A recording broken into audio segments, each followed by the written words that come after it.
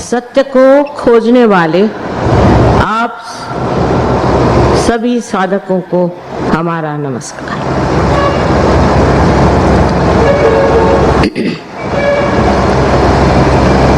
इस भारतवर्ष में अनादिकाल से सत्य की खोज होती रही। ये हमारे शास्त्रों से ज्ञात होता है और अनेक मार्गों से हमने सत्य की खोज की। अपना देश एक विशेष रूप से आध्यात्मिक है। उसका कारण ये कि अपने देश में बहुत सी बातें बहुत सुलभ है। हम जानते ही नहीं कि हमारा देश कितना समृद्ध है और कितना पावन है, और यहाँ के लोग कितने सरल और मल रहित हैं। विदेश के लोगों को हम लोग म्लेच्छ कहते थे, क्योंकि देखते थे कि ये लोग जो यहाँ आए, इनकी सारी इच्छाएं मल की ओर जाती हैं। हमारे जमाने में, क्योंकि अब तो हम बुढ़े हो गए, ये देखा जाता था कि ये जो लोग बाहर से आए, ये कितने उथले, इनकी सारी दृष्टि कितनी उथली, इनकी जो इच्छाएं होती थी वो कितनी उथली। धीरे धीरे अपने देश पर भी इस पाश्चिमात्य संस्कृति की बड़ी जबरदस्त पकड़ आने लगी, और उसका कारण ये था कि 300 वर्ष ये हमारे खोपड़ी पे लोग लद गए, और हम लोग धीरे धीरे ये समझने लग गए ये बड़े महान है जो हमारे देश में आए हैं और हमारे पर राज कर रहे हैं। वास्तविक में इन्होंने सबको बेवकूफ बना कर ही अपना कार्य साध्य किया। दूसरे कर्मकांडों की वजह से अनेक तरह की विचित्र विचित्र रीतियां कुरीतियां हमारे समाज में आ जाने के कारण हम लोग संस्कृतिहीन बनते गए, हमारी संस्कृति मिटती गई। विशेषकर उत्तर हिंदुस्तान में मैं कभी भी नहीं सोच सकती थी कि इतने साधक सामने होंगे। इसका कारण हो सकता है पूर्व जन्म के आप बहुत बड़े साधक रहे हो और आपने बड़ी साधना की हो, जो आप हठात आज सत्य जानने के लिए आतुर हो गए। नहीं तो हर तरह के धर्म मार्तंडों ने, उसी प्रकार झूठे लोगों ने ये गलत गलत बातें देश में फैला दी थी, और उसके पीछे इतने लोग लग गए थे। पर आज ऐसा समय आ गया है कि लोग सोचते हैं कि सत्य को ही पाना, और सत्य की परिभाषा क्या है वो जानना है।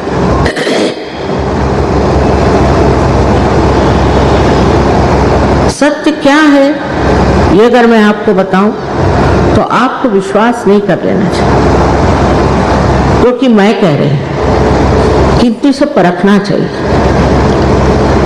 सत्य है कि आप ये शरीर, बुद्धि, मन, अहंकार और कुसंस्कार आदि उपाधि नहीं है, किंतु आप स्वयं साक्षात आत्मा स्वरूप। आत्मा क्या है? आत्मा उसी परमात्मा का आप में आया हुआ प्रतिबिंब है, रिफ्लेक्शन। वो आपको बनना है, और बाकी जो कुछ है वो सब व्यर्थ। क्योंकि जब तक आपने अपने को नहीं पहचाना तब तक आप किसी भी चीज की यथार्थता, रियलिटी नहीं जान सकते। मोहम्मद साहब ने तक कहा कि अगर तुमने अपने को पहचाना नहीं तो तुम परमात्मा को नहीं पहचान सकते। इसलिए पहले अपने को पहचानना चाहिए।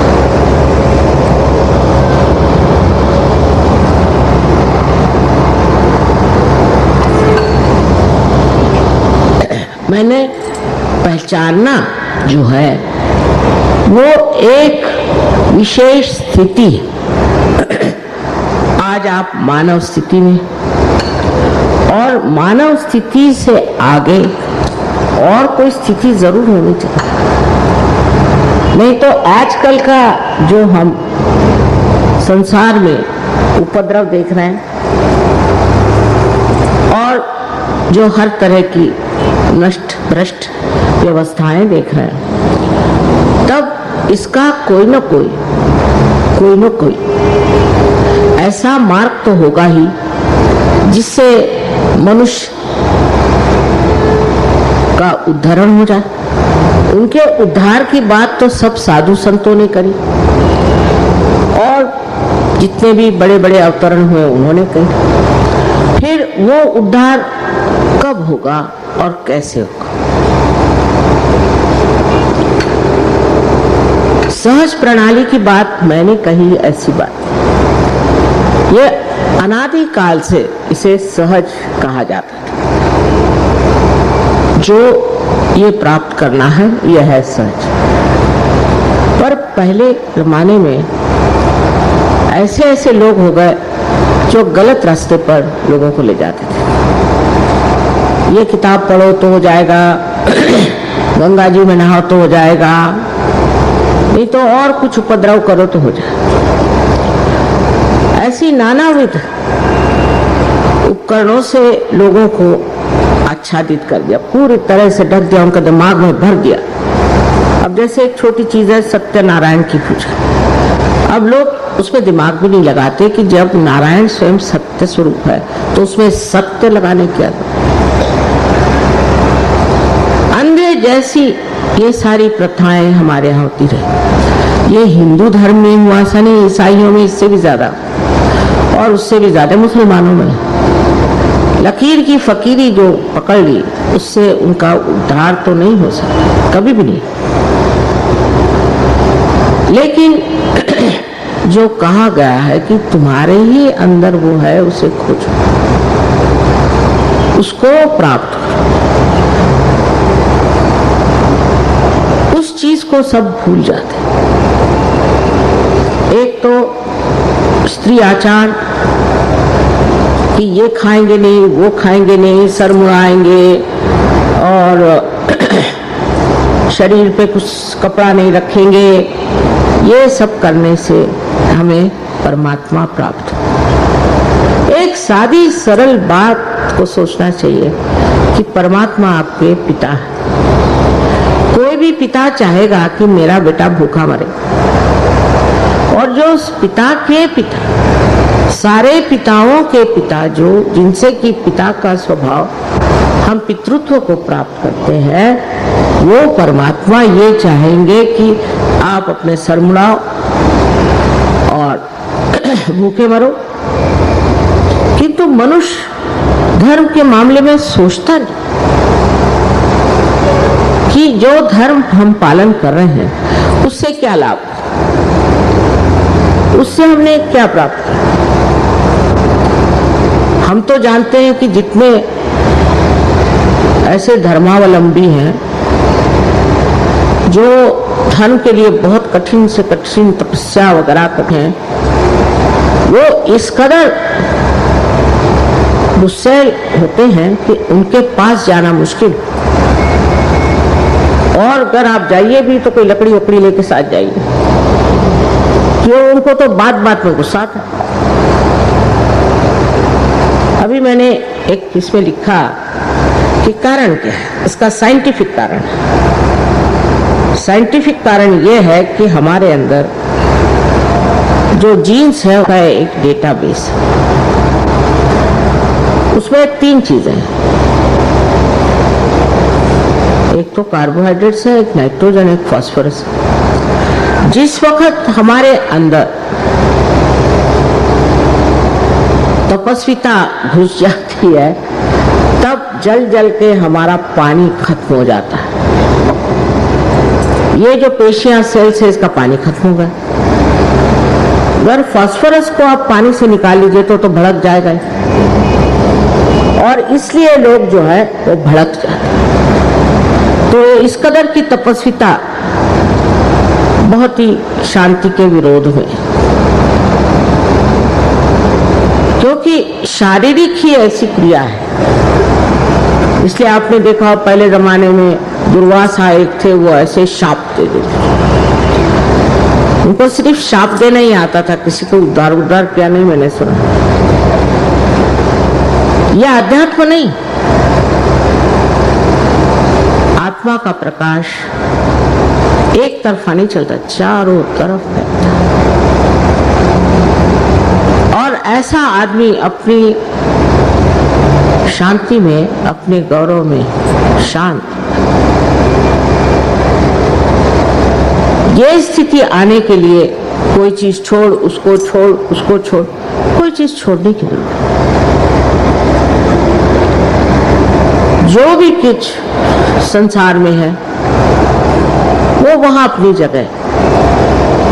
जैसे ही आप अपनी आत्मा को प्राप्त करेंगे, कुंडलिनी के जागरण से ये जब घटित होगा, तब आप देखेंगे कि सबके साथ आपका तादाद। और ऐसी ऐसी कविताएं सूझेंगी, ऐसी ऐसी बातें दिमाग में आएंगी, इतनी सूक्ष्म, जो आपने कभी सोचा भी नहीं, कभी आपने देखा भी नहीं, कभी आपने गौर भी नहीं किया, आपके ध्यान में भी वो बात नहीं आई।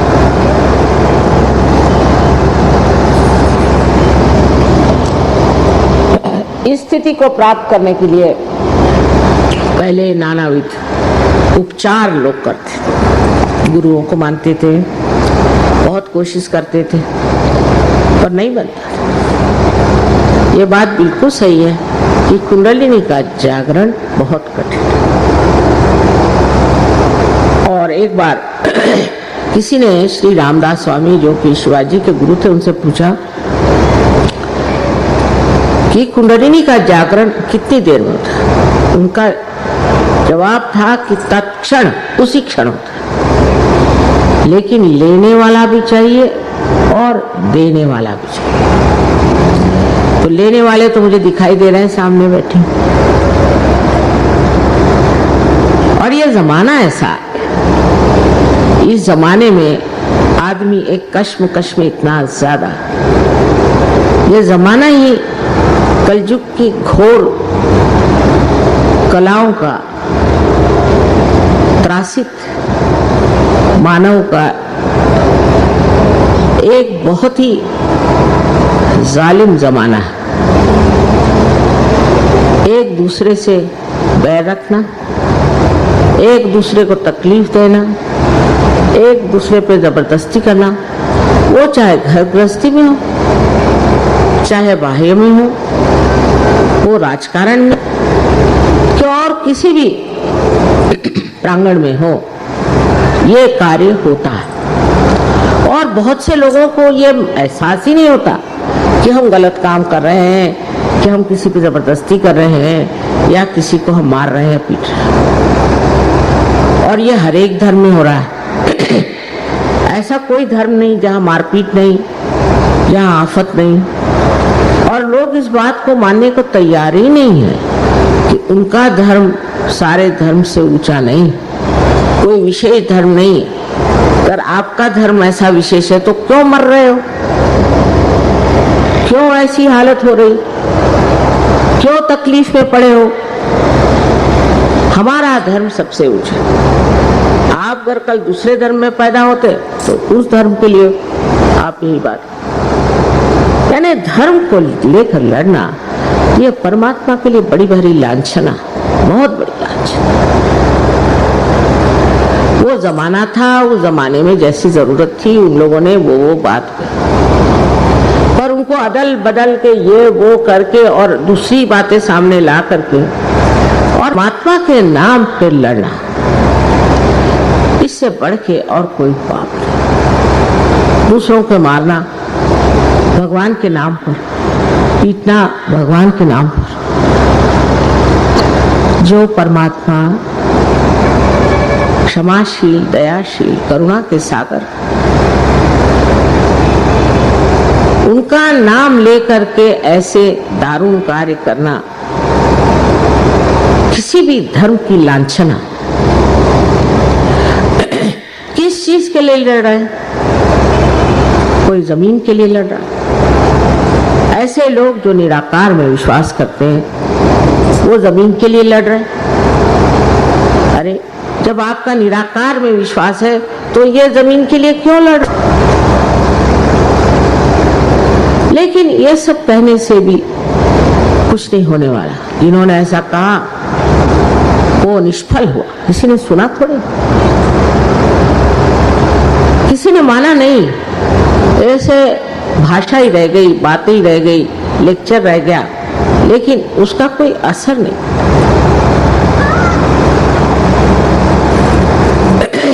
कारण ये कि मनुष्य अंधकार में अज्ञान के पड़ा हुआ है।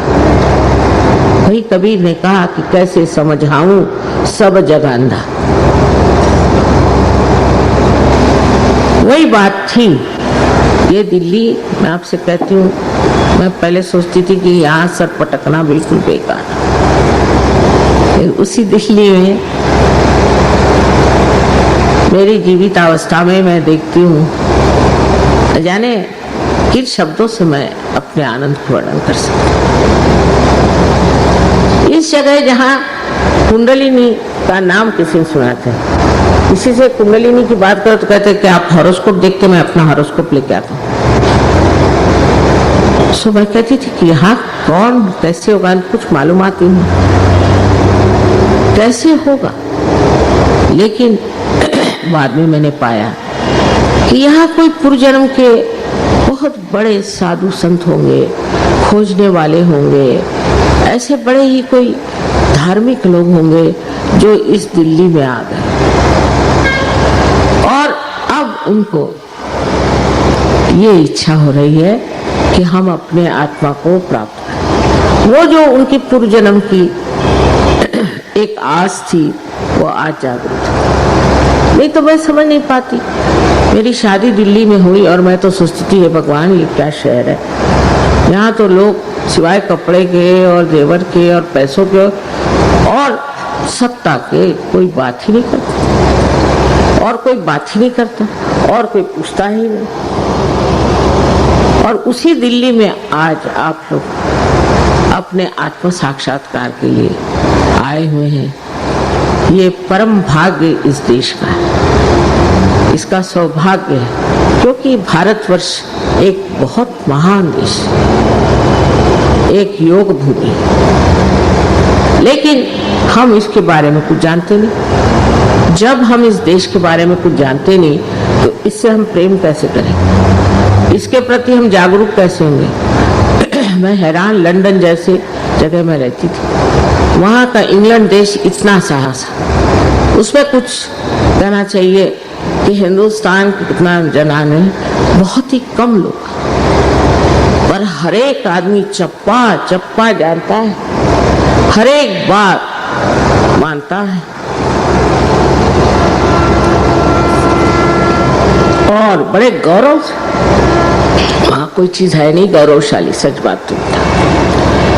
मैंने किसी से पूछा कि ये तुम कहाँ से कांच का बर्तन खरीद लाए, फौरन उसने बताया वो फलाने जगह वहाँ है, नॉर्थ में ऐसा है, और ये वो फैक्ट्री है उसमें बनता है। हैरान,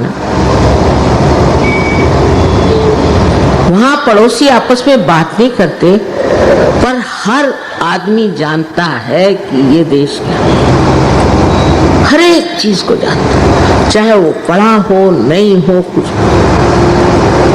एक देवी जी थी देहात में, उनके यहाँ गए तो वो ये नहीं जानती थी रशिया कहाँ है, पर लंदन के बारे में, देहात में रहती थी, सब देश के बारे में, देश क्या है वो इतना छोटा सा, एक एक चीज, एक एक बात जानती थी। और अपने यहाँ तो हम लोग सब साहब हो गए, रहते हिंदुस्तान,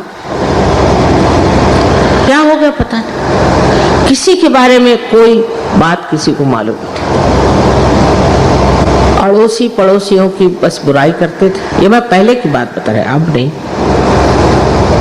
और कुछ पूछो हमें नहीं मालूम, बहुत गुस्से से कहा, भाई फलाने कहाँ रहते हैं? अरे वो क्या क्लर्क है क्या? तो नहीं पता, पर ये पता वो तो क्लर्कों की बस्ती। तो आप कौन है? मैं हेड क्लर्क वेंकट। इस प्रकार इतना घमंड लोगों में था, इतना घमंड, बाबा। और जहां तहां देखो छोटी छोटी बातों में सबको बड़ा अपने बारे में ये कि मैं ये हूं, मैं फलाना हूं, मैं ठिकाना हूं। वही हाल पुराने दिल्ली में, वही हाल नई दिल्ली में। और किस बात का घमंड था सो मुझे मालूम नहीं, लेकिन एक तरह का ऐसा वातावरण था, संभ्रांत जिसे कहते हैं, इल्यूजन, संभ्रांत। सबको कोई न कोई इल्यूजन में बैठा हुआ था कि मैं ये हूं, मैं वो हूं, वैसा हूं।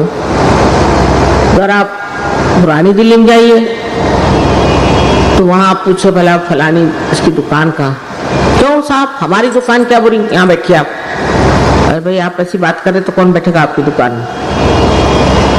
इस कदर कश्मकश, इस कदर आपसी बैर, इस कदर आपसी बुराई। वही दिल्ली आज सुव्यवस्थित होना चाहता है, आपस में प्रेम करना चाहता है और उस एकाकारिता को प्राप्त करना चाहिए जो परमात्मा की देन है। इससे आप ही बताइए मुझे क्या लग रहा हो। बहुत दुनिया देखी है और इन दिल्ली वालों को मैं 1000 बार नमस्कार करती हूँ।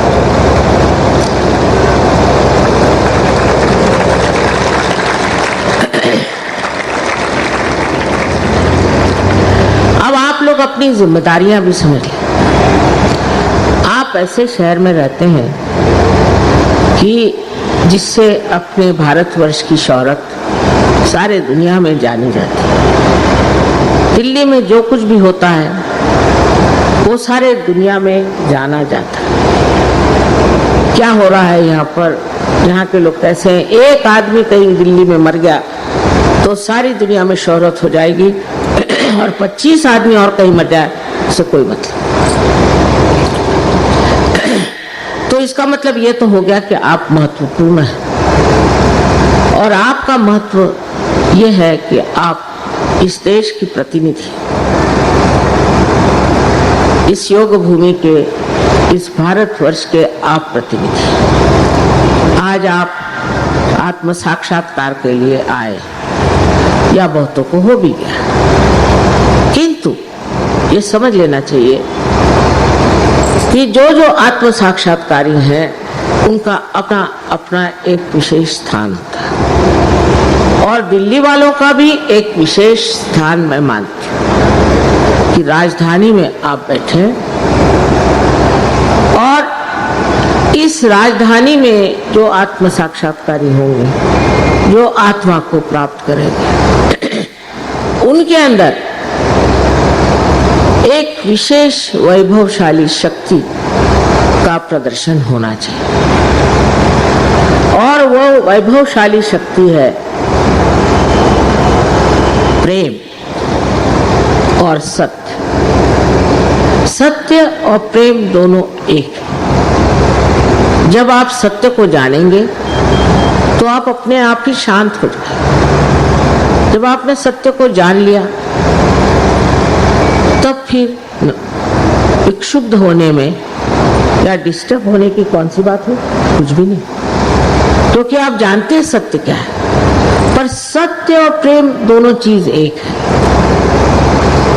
जिसने सत्य को जाना वो प्रेम से ही जान सकता है। जैसे आप किसी को प्रेम करते हैं तो उसके बारे में आप सब जानते हैं कि इनको क्या अच्छा लगता है, क्या बुरा लगता है, क्या कहना चाहिए, क्या नहीं कहना चाहिए, क्या खाते हैं, क्या पीते हैं, सब चीज आप जानते हैं। उनके बोलने का इशारा क्या है, सब चीज आप जानते हैं अगर आप प्रेम करते हैं और उसके लिए लगन रहती। तो जब आप प्रेम से सत्य को जानिएगा तभी वो सत्य है। और अगर आप चाहें कि आप प्रेम को हटा दें तो सत्य बुझ जाएगा, सत्य रह नहीं, क्योंकि सत्य की जो शिखा है, उसकी जो दीप्ति है, वो प्रेम के ही तेल पर चलती है। और प्रेम का मतलब ये नहीं कि हाँ भाई मैं तो अपने लड़के से प्यार करता हूँ, मैं लड़के से प्यार करता हूँ, मैं भाई से प्यार करता हूँ, मैं घर से प्यार करता हूँ। ये प्यार है। इसके लिए एक शब्द संस्कृत में निर्वाज, निर्लेप,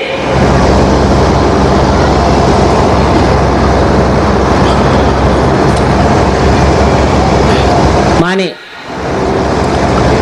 अलिप्त, डिटैच्ड। और आप लोग कहेंगे कि माँ प्रेम अगर निर्लेप हो जाए तो बहुत सी बातें छूट जाएंगी। ऐसा नहीं। एक पेड़ की ओर देखिए, उसके प्रेम की धारा, उसका रस सारे पेड़ में चढ़ता है, हर जगह जाता है। उसके मूल में जाता है, उस शाखाओं में जाता है, उसके पत्तों पे जाता है, फूलों में फलों में जाता है, लेकिन रुकता नहीं।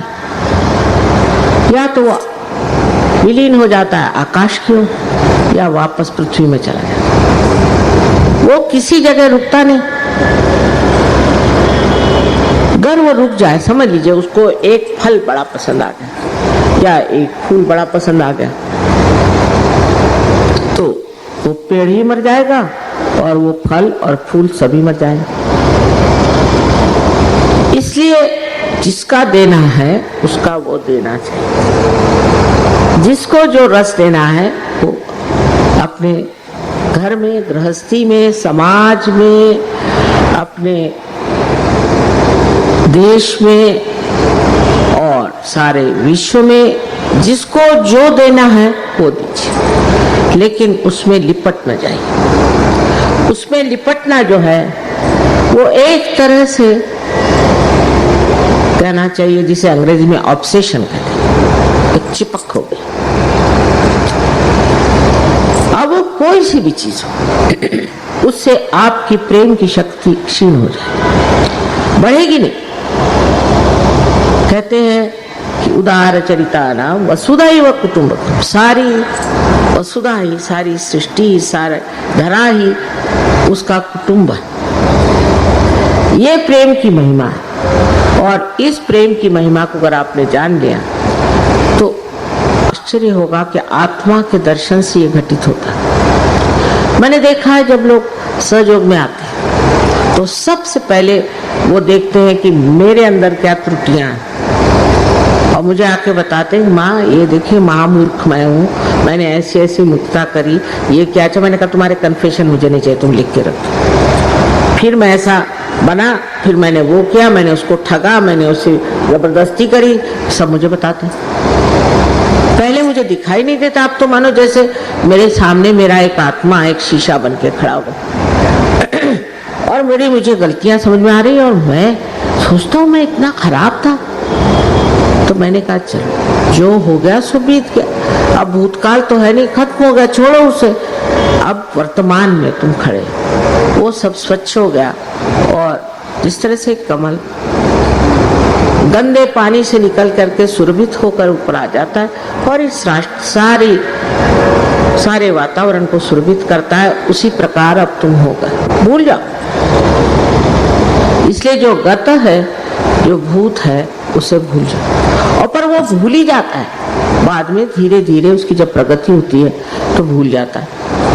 मैं रशिया में थी तब वहाँ कू हुआ तो मैंने सहयोगी से कहा अरे तुमको कोई घबराहट नहीं हो रही क्या, तुम्हारे यहाँ कू हुआ है, पता नहीं कौन राज्य में आए क्या। कहले माँ हम तो परमात्मा के साम्राज्य बैठे, हमको क्या डरना। साफ कह दिया, हम तो परमात्मा के साम्राज्य। ये एक स्थिति है, ये बकवास से नहीं होता। लोग बड़ी बड़ी बातें करेंगे, ये करेंगे, वो करेंगे, ऐसे नहीं। सबसे बड़ा गुण मनुष्य में तब आता है कि वो निर्भयता से अपने को देखता है, उसको भय नहीं लगता। वो ये नहीं सोचता कि मैं ये कैसे सोचूं, मैं क्या, क्योंकि वो अपने से अलग हट गया। वो जो पुराना था वो उतर गया और अब नया सामने, और ये जो नया जीव सामने आया है ये अत्यंत सुंदर और गौरवशाली, स्वाभिमानी है। ये नहीं कि अपने को सबके चरण छू महाराज बने, ये बात, इसमें अपना स्वाभिमान, और उस स्वाभिमान में जो स्व है वही आत्मा। इसी स्व के तंत्र को जानना ही सहज। जिसने इस स्व के तंत्र को जाना वही स्वतंत्र हो जाता। स्व का तंत्र का मतलब यह है कि अपने आत्मा के तंत्र को जानना। अभी तक तो हम इस बुद्धि से या हमारे संस्कारों से पड़ी हुई बातों से चिपके हुए थे। अब हमारे अंदर आत्मा का जागरण होगा, और उस जागरण में हम सब चीज को स्पष्ट देख रहे। पहले तो अपने को देख लिए, फिर इस समाज को देख लिए। अब हमारे यहाँ बहुत से लोग हर एक धर्म में से आए, मुसलमान हैं, हिंदू हैं, क्रिश्चियन हैं और बुद्धिस्ट हैं, महावीर के लोग हैं, सब तरह के लोग इस सहयोग में आए।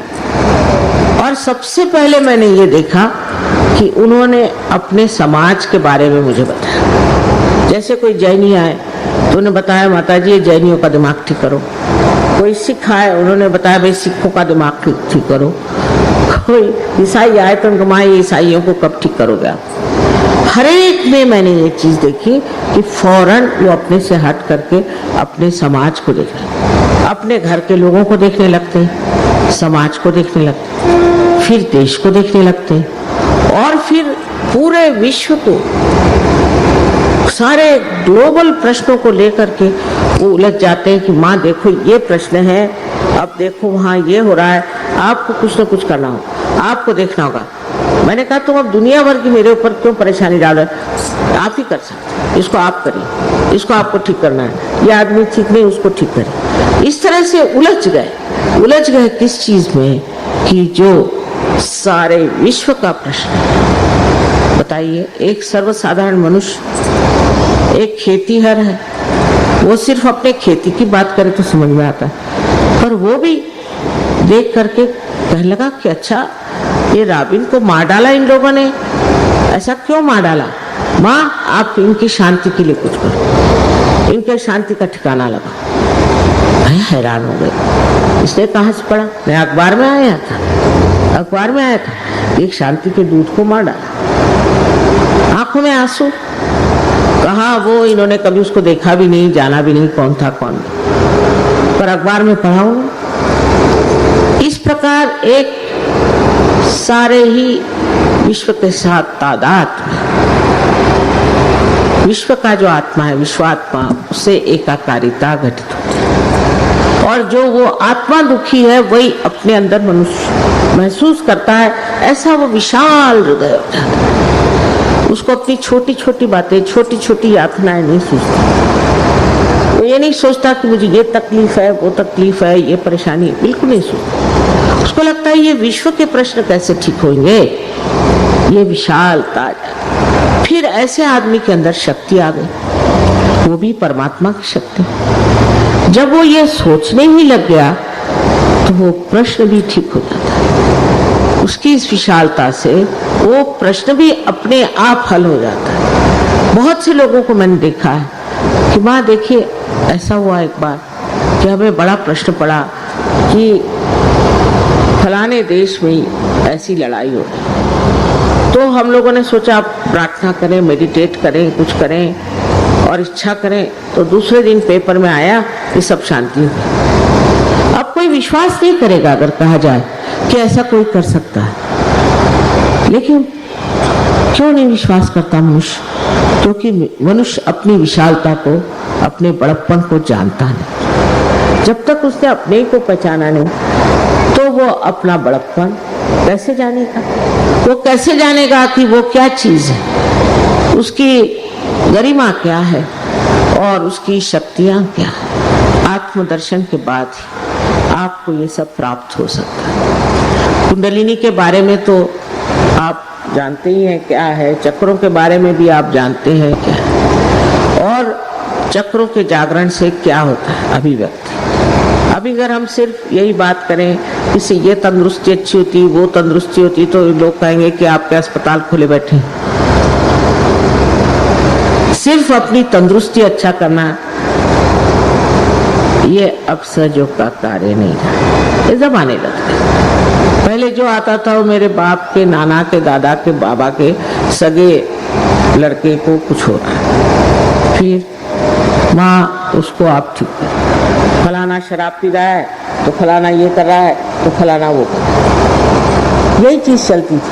अब वो नहीं रहा। अब मुझे हैरानी होती कि मनुष्य कितना विशाल हो रहा है इस देश में, इस विशालता को प्राप्त कर रहा है। अब आप ही सोचिए कि एक जमाने में इस देश में ऐसे लोग हुए थे, ऐसे मनन करने वाले, ऐसे दृष्टा लोग हुए थे, जो विश्व के प्रश्न को लेकर के चलते थे, घरगुती छोटे ओछे सवालों के पीछे नहीं दौड़ते। अब इन लोगों की आप व्याख्याएं सुने, इन लोगों का दर्शन ले, तो इसी देश में ऐसे महान लोग हो गए जिन्होंने हमेशा महान बातें सोची, महान कार्य किए। अब हम लोग पता नहीं कैसे किस गर्त में फंस गए हैं कि उस महानता को असंभव समझते हैं, हो ही नहीं सकता। हम ऐसे कैसे हो सकते हैं? क्यों नहीं? वो जो एक जमाने में लोग हुए, जो लोग एक जमाने में इन अंग्रेजों से लड़ सके, जिन्होंने देश के लिए इतना त्याग किया, क्या आज हमारे देश में वापस नहीं आ सकते? वो और कौन से देश में जाएंगे? जिन्होंने इस देश को इतना प्यार किया, वो क्या इस देश में फिर से जन्म नहीं ले सकते? जिन्होंने त्याग किया देश के लिए, बहुत सारी यातनाएं उठाई, आज वो लोग फिर सहजीवों में से जागरूक हुए।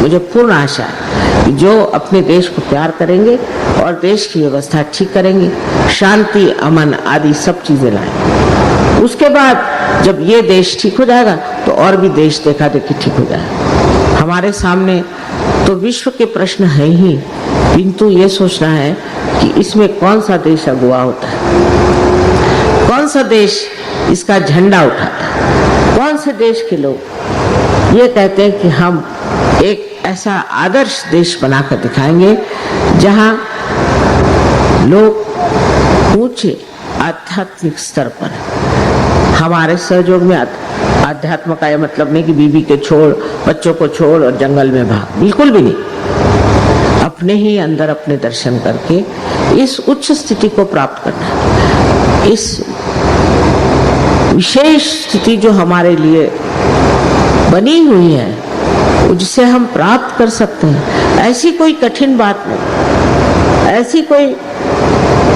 त्याग भी कोई किसी चीज का करने की जरूरत नहीं, सिर्फ मूर्खता का त्याग करना, सिर्फ दुर्बुद्धि का त्याग करना, और संकीर्ण जो आपकी सेल्फिश टेम्परामेंट है उससे दूर भागना। उसको समझना चाहिए कि ये मेरे अंदर एक संकीर्ण बात है, और उसके बाद आप देखिएगा कि अपने आप आपके प्रश्न जो है खुलते जाए। आप परमात्मा पे तो विश्वास करते हैं कि आप ये सोचते हैं कि मंदिर में गए नमस्कार कर लिया, गुरुद्वारे गए नमस्कार, उससे नहीं होना।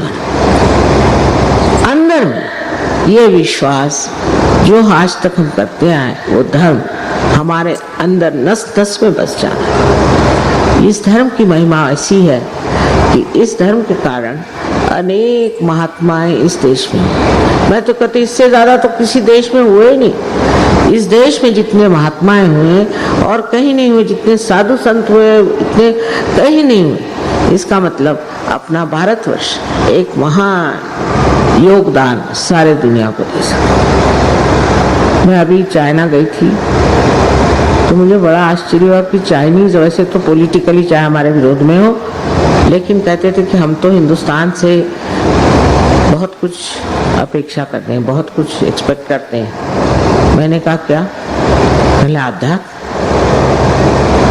हम जानते हैं कि वहाँ अध्यात्म की खान है, लेकिन अभी तक किसी ने वो बताया नहीं। और हमारा जो स्टॉल था उसमें लाइनें पे लाइनें, कतारे पे कतारे, क्यू पे क्यू लगे हुए, जहाँ लोग आकर पूछते थे क्या है सहज।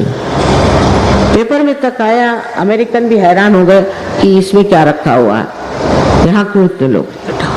और आप देख रहे हैं आपके सामने इतने लोग बैठे हैं फॉरेन के भी, जो कि आज सहयोग को प्राप्त करके आपके भारत की गौरव गाथा गा रहे हैं। आपको भी इस और नजर करना चाहिए। सहज में आपको पार तो होने में कोई मुश्किल नहीं है, क्योंकि आप तैयार हैं। जैसे कोई बीज होता है, आप उसको पृथ्वी माता में डाल दीजिए तो पनप जाता है, क्योंकि बीज में भी शक्ति है और माँ में भी शक्ति है। लेकिन उसके बाद उसको वृक्ष होने में देर लगती, वो जरूरी है, क्योंकि आपकी विशालता तभी दिखाई देगी जब आप वृक्ष स्वरूप हो जाए। उसके लिए ध्यान करना और ध्यान में उतर, उछलेपन से सहयोग नहीं किया जा सकता। इसका मजा तो तब आता है जब आप आध्यात्म में डुबकियां लगाते हैं, उसमें पूरे गहरे बैठ जाएं, तभी आपको सहज का मजा आएगा और तभी आप समझ जाएंगे कि आप क्या और आप कितने विशाल हैं। और सब होते हुए भी अंदर से आप में एक तरह की ऐसी शांति और समाधान विराजमान रहेगा कि उस शक्ति के द्वारा ही आप अपने चित्त से ही चीज ठीक कर सकते हैं। मैं आपको बता सकता हूँ कि आपका चित्त ही इतना सुंदर हो जाएगा कि उस चित्त के जहां भी ध्यान जाए, उस चित्त से आप बहुत सी चीजें ठीक कर सकते हैं। तो थोड़ा सा अपने संकीर्ण वातावरण से निकल करके अपने को, अगर आपको और ऊंची दशा में लाना है तो ध्यान धारणा जरूर करना। बगैर ध्यान नहीं, ध्यान ही से सब चीज व्यवस्थित हुई। अब यही बात है कि हमसे लोगों ने कहा कि आदमी लोग तो बहुत ध्यान करते हैं, औरतें कम करती हैं। आश्चर्य की बात है, मैं एक औरत ही हूँ, मैं भी स्त्री हूँ और मेरा भी घर है, मेरे बच्चे हैं, सब कुछ है। सबको चलाते हुए भी ध्यान से ही मैंने ये क्रिया प्रणाली ढूंढ निकाली कि हजारों लोग पार हो सकते हैं। तो मैं ये विनती करूं कि औरतें अगर घर में ध्यान करें तो बच्चे भी ध्यान करते हैं। औरत शक्ति का बड़ा पुण्य है, और जहाँ औरतें ध्यान नहीं करेंगी वहाँ बच्चे भी नहीं करेंगे। बच्चों को संभालने के लिए बहुत जरूरी है कि पति तो करे ही, क्योंकि पति जो है वो चालना करता है घर की, और स्त्री जो है उसका रक्षण करती है। तो अगर पति ने ध्यान डालना करे तो पत्नी भी करे, बच्चे भी करें। और फिर सबसे बड़ी सहयोग की बात यह है कि यह सामूहिक कार्य, सामूहिक, अकेले नहीं। मैं अपने घर में पूजा करता हूँ माँ, और तो भी मुझे बीमारी हो गई, अकेले में नहीं। जो सामूहिकता में आप आएंगे, जब सामूहिक में सहयोग को मानेंगे, तब आज का वर्तमान का सहयोग है। वो जमाने गए कि एक आदमी कहीं पार हो जाते थे, हजारों को पार करना है, लाखों को, करोड़ों को पार करना है तो हमें सामूहिक होना पड़ेगा। और सामूहिक की शक्ति बहुत जबरदस्त है। मुझे बड़ी खुशी है कि दिल्ली में लोगों ने सहयोग को इतने इससे अपने सर आंखों पे उठा लिया और समझा है। इतने संवेदनशील, इतने सेंसिटिव लोग इस दिल्ली में हैं। बड़ी हैरानी की बात है कि जिस महाराष्ट्र में इतने संत साधु हो गए, वहाँ के लोगों को इतनी अकल नहीं जितनी आप लोगों को। मैं देख कर हैरान। वो लोग सोचते हैं हमें सब मालूम है, हाँ ये सब हमने जाना। वहाँ नवनाथ हो गए, वो सब बेकार गए, वहाँ जितने साधु संत हुए सब बेकार। और इस तरह से जो आप लोगों ने इसको समझाया, अपनाया, इसको बढ़ाने के लिए अपना एक व्यक्तिगत इंडिविजुअल ध्यान भी करना चाहिए और एक सामूहिक ध्यान में समावेश करना चाहिए। मैं मानती हूँ हमारे पास जगह की कमी है और उसके लिए कुछ करना चाहिए। धीरे धीरे सब कुछ हो जाएगा, लेकिन जहाँ भी सामूहिक आप हो जाएंगे, आप फिर और कोई बात करेंगे ही नहीं, सहज की ही बात। अभी तो शुरुआत है और इससे आगे और भी हर जगह हमारा प्रोग्राम होने वाला है, जो लोग आ सकते हैं जरूर आए। I am sorry to say I have to use this language which is our national language, which is very important. To be very frank, it's not my mother tongue, but it's a very powerful language, and to express Sahaj is a very wonderful way you can talk about it. While in English I find it sometimes fumbling because certain words which are very deep and subtle cannot find them in Western languages. I wish you all could learn our national language. So at least one language you can learn, because it's not difficult. It's a very easy language, Hindi languages.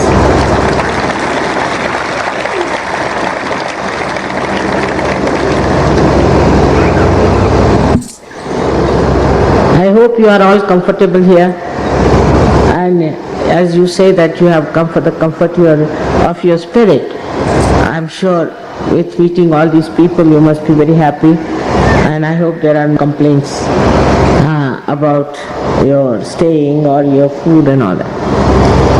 I have been just telling them what I have told you before, that love is truth and truth is love. But love should not be attached love. It should be detached love. When it is detached, gradually you start growing into such a huge, big personality that you can solve the problems of the world. So you have to grow, and for that growth you have to come out of your smaller, narrower lives into wider and wider atmosphere. Once that starts happening, you really grow, and you grow so beautifully that your power can solve the problems of the world. I have spoken so many times in English. I seldom get chance to speak in Hindi or Marathi. I hope my Hindi is not so spoiled that people have been able to understand me. But main thing is that our language is of love. When there is love, you don't need any words to express. You can just feel it, and you can assimilate it. You can absorb it, and you can enjoy it. So many of you told me that mother, better you speak in Hindi, because when you speak in English we start thinking. We don't want to think. So it's nice when you speak in Hindi, we enjoy it more. And it's really true also sometimes that if too much thinking is done, then you come down to the level of your thinking, and you are not beyond thinking where you have to be. But I must congratulate you all in the presence of all these people that your dedication, your understanding and your depth is also immeasurable. I don't know, in my lifetime I never expected that Sahaja will spread in 65 nations in such a great way. And you are representative of all these countries, and as I told them that you are responsible for your country, where you should develop Sahaja Yoga in such a way that people will follow you. But I don't know which country will take the lead. I wish you all great luck. May God bless you all. कि जिनको realisation नहीं चाहिए उन पर जबरदस्ती नहीं हो सकती। ये जबरदस्ती की चीज नहीं। आपके मन में शुद्ध इच्छा होनी चाहिए कि हमें आत्म साक्षात्कार चाहिए। पहली बात, इसमें जबरदस्ती में नहीं कर सकते, बिल्कुल भी नहीं। अगर आप सोचते हैं कि आप में आत्म साक्षात्कार हो गया तो बड़ी अच्छी बात है, और अगर आप सोचते हैं कि नहीं ये हमें चाहिए नहीं तो भी अच्छी बात है, आप तशरीफ ले जाएं। लेकिन जो यहाँ आए हैं उन सबको सम्मिलित होना पड़ेगा। कोई चाहे कि हम नहीं इसमें सम्मिलित हों तो ऐसे लोग मेहरबानी से बाहर चले जाएं, क्योंकि यहाँ कोई तमाशा नहीं होने वाला। ये चीज अंदर घटित होती है, बाहर नहीं घटित होती। तो पहली बात ये कि आप इसको अपने हृदय से चाहें कि आपको आत्म साक्षात्कार होना चाहिए। और दूसरी बात यह है कि अगर आप सोचते हैं कि मैं पापी हूँ, मैं खराब हूँ, मैं बुरा हूँ, मेरे लेक्चर से भी किसी के दिमाग में ऐसी ऐसी बात आ गई कि मैं ठीक नहीं हूँ और मैं बहुत बुरा आदमी हूँ या कुछ ऐसी बात लगी, तो मेरा लेक्चर आप भूल जाइए। और ये भी भूल जाइए कि आज आप वर्तमान में ऐसे बैठे हैं निष्पाप, आपने कोई गलती नहीं करी। आप अपने को कृपया एकदम से माफ कर दें, क्योंकि अगर आपने अपने को माफ नहीं किया और आप सोचते हैं मैंने ये ज्यादा गलती की, वो गलती की, मैं गिल्टी हूँ, ये बीमारी परदेश में ज्यादा है, हिंदुस्तान में कम है। यहाँ लोग ज्यादातर नहीं सोचते मैंने गलती करी, पर अगर कोई सोचता हो तो उससे ये विनती है कि वो अपने को माफ कर दे। बहुत से लोग हैं कहते हैं कि आप पापी हैं और आप इस पाप का दंड दो, इसमें इतना पैसा दो, ये वो। माँ के नजर में कोई बच्चा पापी नहीं होता। वो माँ क्या जो बच्चों के पाप को माफ न कर सके। इसलिए आप अपने दिमाग से ये बात कतई निकाल दीजिए, क्योंकि अगर आप ऐसा सोचेंगे कि आप दोषी हैं तो आपका ये चक्र यहाँ लेफ्ट में पकड़ जाए और ये पकड़ जाने से अनेक बीमारियां होती हैं। पहली तो बीमारी जिसको स्पॉन्डिलाइटिस कहते हैं, हड्डी गर्दन की हिल जाती, और दूसरी अंजाइना की बीमारी हो सकती, तीसरे आपके जो ऑर्गन्स हैं वो भी आलसी हो जाते, लेथार्जिक हो जाते। इसलिए आप कृपया अपने को तो पूरी तरह से माफ कर दीजिए इस वक्त। कोई अपनी गलतियां मत सोचिए, कोई अपने गड़बड़ मत सोचिए। अब इसके बाद दूसरी बात यह है कि आपको सबको माफ कर देना पड़ेगा। अब आप कहेंगे कि बड़ा मुश्किल है माफ करना, तो किसी को नहीं माफ कर सकते, बड़ा मुश्किल है। किसी को कर सकते, किसी को नहीं कर सकते, ऐसा भी। लेकिन सोचने की बात यह है कि आप माफ करें या न करें, आप क्या करते हैं? कुछ भी नहीं। सिर्फ दिमागी जमा खर्च है कि हम उनको माफ नहीं करेंगे या माफ नहीं करेंगे। सो क्या, करो या नहीं करो। लेकिन जब आप ऐसा सोचते हैं तो आप अपने को छलते हैं, और जिसको आप माफ नहीं कर रहे हैं उसके गलत हाथों आप खेलते हैं और अपने को दुखी करते हैं। तो बेहतर है आप सबको माफ कर दें। माफ करते वक्त याद ये रखना चाहिए कि किसी भी एक इंसान के बारे में, दो इंसान के बारे में मत सोचिए, पर सबको ही एक साथ माफ कर दीजिए, क्योंकि उनके लिए सोचना भी एक दर्द, सरदर्द हो सकता है।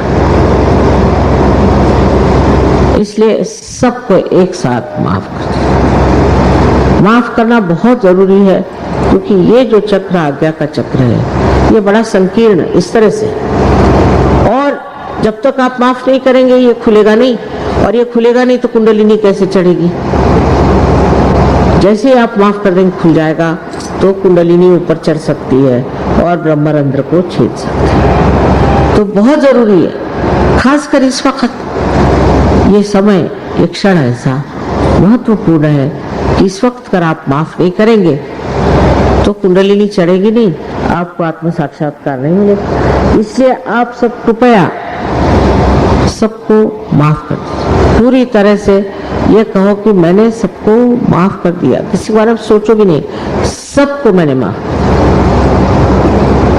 इससे आपको अभी एकदम से बड़ी शांति मिलेगी, बड़ा अच्छा लगेगा। दूसरी चीज ये है कि जब ध्यान करेंगे, जब मैं कहूंगी उससे पहले ही हो सकता है तो जूते उतार लें तो अच्छा है। ऐसे तो सभी लोग जमीन पर बैठे हैं, पर जो लोग कुर्सी पर बैठे हैं वो अगर जूते उतार करके बैठे तो अच्छा है। Know all the conditions. For all Sahajogis I need not explain to you. So first is that you must forgive yourself. You have to forgive everyone in general. Very simple conditions these are. Very logical. Nothing else. कोई मंत्र शंत्र मत बोलिए, कुछ नहीं बोलिए, और ना ही चित्त को कहीं एकाग्र करें। वो अपने आप आपका चित्त ठिकाने लग जाएगा। जैसे नहीं जब चढ़ती तो चित्त चारों तरफ से ऐसे ऊपर चला जाता है, और यहाँ पर जब भेदन होता है तो चारों तरफ चित्त पे इसका प्रकाश, इस परम चैतन्य का जो चारों तरफ फैली हुई शक्ति है, चारों तरफ फैल जाता है। इसका अनुभव आपको प्रथम आज होगा कि चारों तरफ ये परमात्मा की चैतन्य शक्ति है, जिसे आदि शंकराचार्य ने सलीलम सलीलम, ठंडी ठंडी हवा कहा है। बाइबल में भी इसका वर्णन है और कुरान में भी, हर एक धर्म में इसका वर्णन। इसको आज आप प्राप्त करें। फिर मैं विनती करूंगी कि जिनको ध्यान में नहीं जाना है वो कृपया बाहर जाएं और दूसरों को डिस्टर्ब नहीं करें।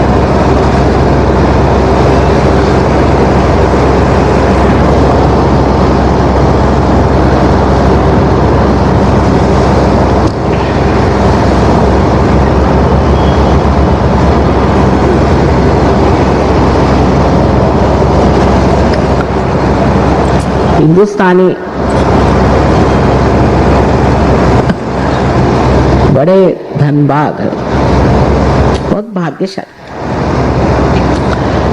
आपके साथ हाथ पैर तोड़ने की जरूरत नहीं। आप जितने जल्दी पार हो जाते हैं दुनिया में, कहीं लोग इतने जल्दी पार नहीं। कुछ है संपदा आपकी, मैं क्या बताऊं, इतना आसान है आप लोगों को पार करना, पर जमाना मुश्किल है।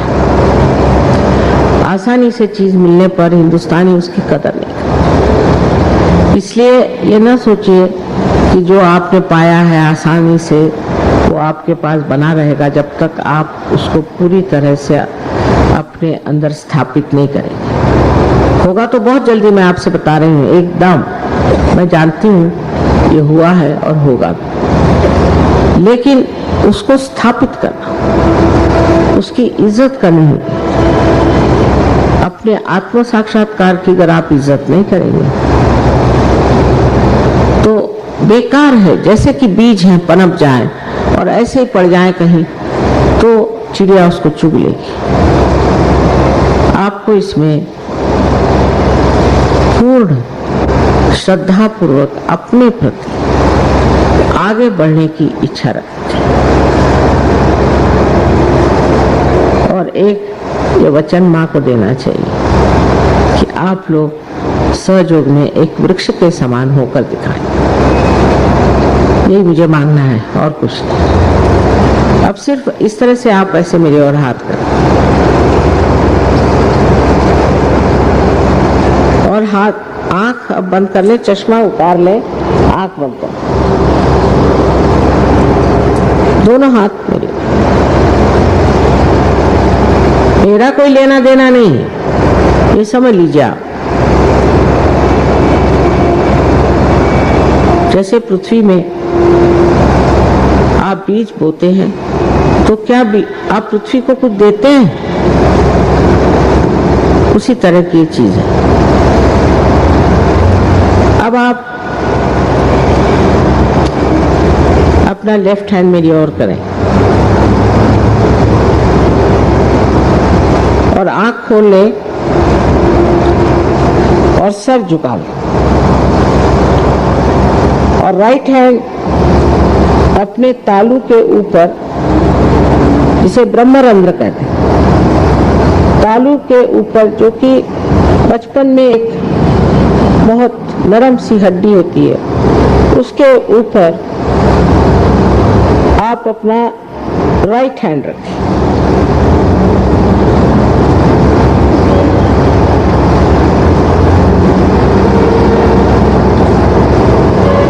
अब आप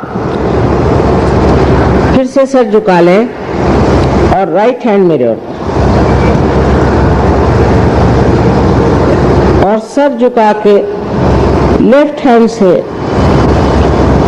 आप महसूस करें कि आपके तालू के भाग से कुछ ठंडी ठंडी या गर्म हवा जैसे चैतन्य लहरियों की आ रही है क्या? से देखिए, please see, please put your right hand towards me, bend your head and see for yourself with left hand. This is a cool or a hot breeze like vibrations are coming out of your fontanelle bone area.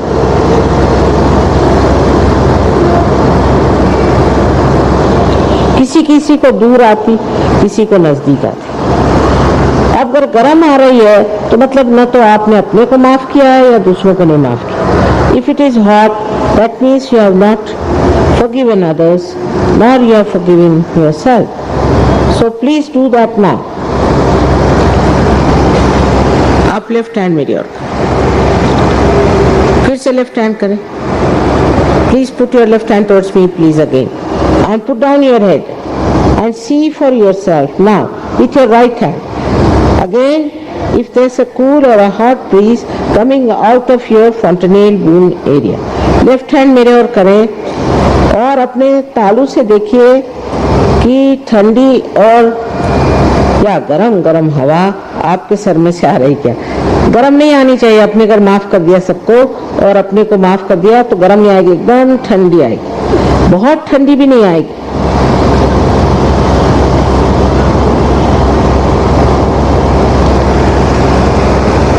अब दोनों हाथ मेरे ओर, आंखें खोले, मुझे देखें और निर्विचार हो जाएं। Please put both your hands towards me, open your eyes, watch me without thinking. क्योंकि विचारों से परे जाना है, निर्विचारिता में उतरना है।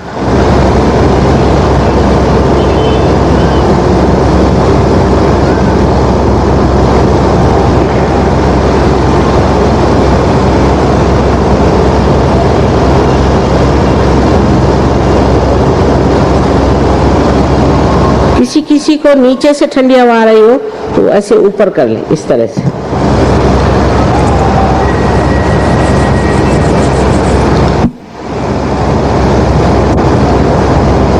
अब जिनके हाथ में या गर्म हवा या मस्तिष्क से सर के ऊपर तालू भाग से ठंडी या गर्म हवा ऐसी आई हो, महसूस हुई हो, वो सब लोग अपने दोनों हाथ ऊपर करें। Please raise your hands who have felt the cool breeze. पूरी दिल्ली सबको आपको मेरा नमस्कार। आप साधु संत हो गए, पार उतर गए संत जना।